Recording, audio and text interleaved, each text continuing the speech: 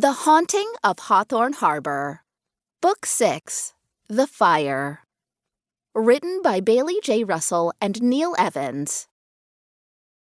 Chapter 1. When Jane woke Thursday morning, she winced at a sudden pain. On the underside of her wrist was a thin line of dried blood.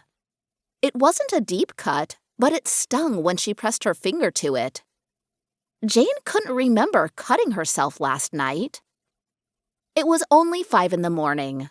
There was an abundance of time before school started. Jane knew she wouldn't be able to go back to sleep, so she started some coffee.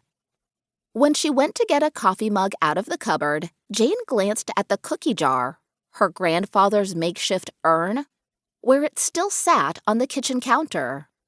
She really should do something with that. Jane still wasn't sure what had possessed her to put the small piece of bone in her pocket.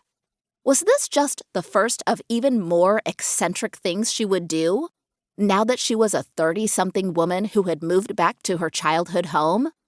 Furthermore, at what age were you no longer considered an independent woman and relegated to spinsterhood? Jane was afraid she had already passed that milestone.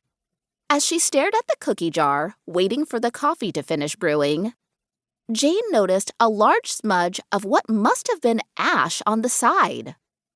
Jane walked over and leaned in close.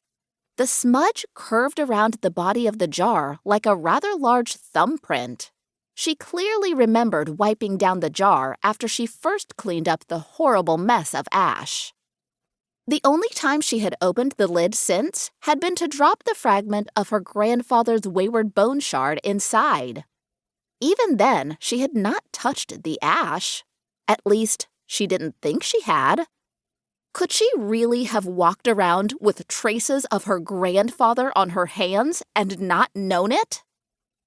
Jane made a little choking sound that was something between a gag and a gasp and held her hands out in front of her. Perfectly clean. She really needed to give the whole house another scouring before she had...